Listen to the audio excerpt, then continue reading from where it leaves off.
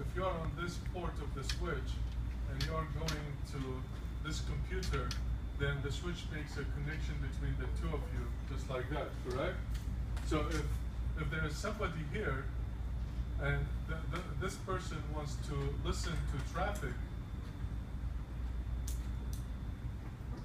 that's going in between you, they're not going to get anything because they are not connected to anywhere. Okay, it's just a floating, it's just floating port that's not connected anyway. So it's not like in a hub. In a hub, it's very easy. In a hub, all of us are connected to what? We're all connected to the same wire. So when I send data from here to here, anybody here with a sniffer, okay, like Wireshark, they will see all the traffic, you know. But in here, I'm not going to be able to see the traffic because I am isolated on my port. So hackers have to come up with some creative ideas to see that traffic, okay? One of them is called MAC address flooding. So they will use a program that basically generates hundreds and thousands of bogus MAC addresses. And the switch basically going to fill up the MAC address table to the point where it cannot hold any more MAC addresses. So what happens when legit traffic comes from here and tries to go to here, the switch does not have the MAC address of this one, and it cannot add the MAC address because the table is full. So then what it does, it's going to send this destination traffic, since it doesn't know which port this PC is connected to, it's going to send the traffic to all the ports.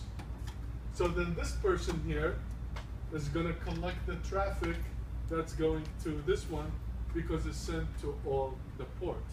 That's called MAC address flooding.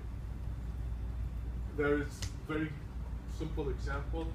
It's a Linux program. It's a Linux program that runs on Linux. That they use it, and somebody even put it on a Raspberry Pi, tiny, because it runs Linux. And they put the program and they just plug it in a super tiny like that. They can come and walk into any one of these ports and just plug it in. And it's a simple DOS, Linux command line program that generates thousands of bogus MAC addresses that the source, just source MAC addresses of bogus computers that they do not exist. Just generate as many as you want.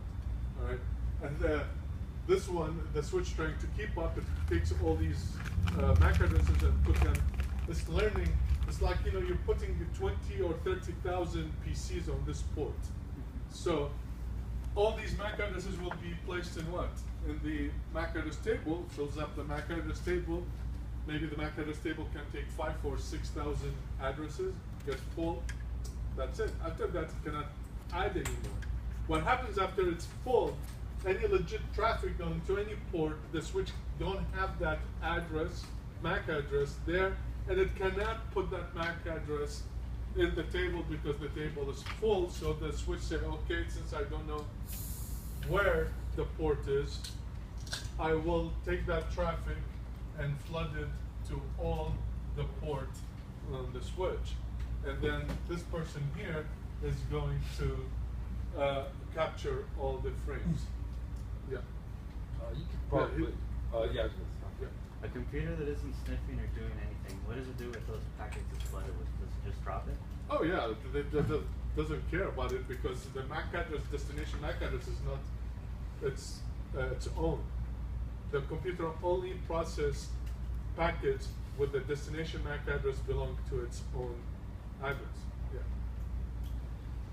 You could just take that Raspberry Pi and just, I guess, put it into one port. Yeah. Because it's going to upload a constant stream of MAC addresses, and whenever the switch just sends down, it's just going to, on the receiving end, it can just keep that going for as long as the switch keeps. It'll just suck up everything as long as the switch keeps flooding. Of course. Well, some switches when they get flooded, they just go belly up. I mean, they just will reboot, reset. They just die. That's a denial of service, actually. You know, and the MAC address flooding, they don't want to do a denial of service. They don't want to crash the switch, but they want to steal and sniff data, and they'll do that basically by doing the MAC address flooding. But on some switches, it crashes the switch too. Yeah. Can you accomplish that wirelessly? Like if you go to like the Starbucks, could someone do that? Just get a hold of their free Wi-Fi and then just start. But they can get hold of their free Wi-Fi. Oh yeah, they can do that too, of course. But there is a. I mean, that's why you have to do security. That's we're getting to the next point is you need to protect against that type of. What do they see, like credit card information, like card we have? Whatever traffic you're going. Maybe it's encrypted traffic that cannot do anything with it.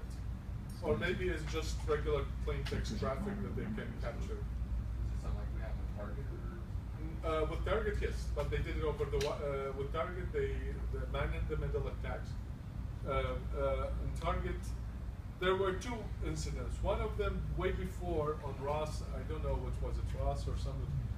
They did it over the wireless. They were in the parking lot, and they did not have their traffic encrypted, so they sniffed everything. They broke the web encryption, which was super weak, and they collected as much as they wanted. But that's On the Target traffic is different. It's a little bit more sophisticated. They actually got into their servers, you know, and exploited vulnerabilities on the server side. Yeah, they were actually able to make it all the way to the card scanner. Yeah. Which was pretty. Was which pretty means impressive. that they had full access to the network. Yeah. To the card scanner. So they were able to sniff packets to find the device ID, because from the MAC address, they were able to identify whether it's a port scanner, which is point of sale, what is it? You know, because they're all there on the internet. You just put the MAC address, it tells you right away. Who is it? Who's running? Yeah. So they basically did it like that. Yeah, and probably they wouldn't be able. The switches because it's a layer 2.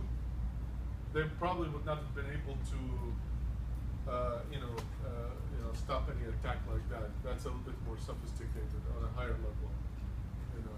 You by chance remember who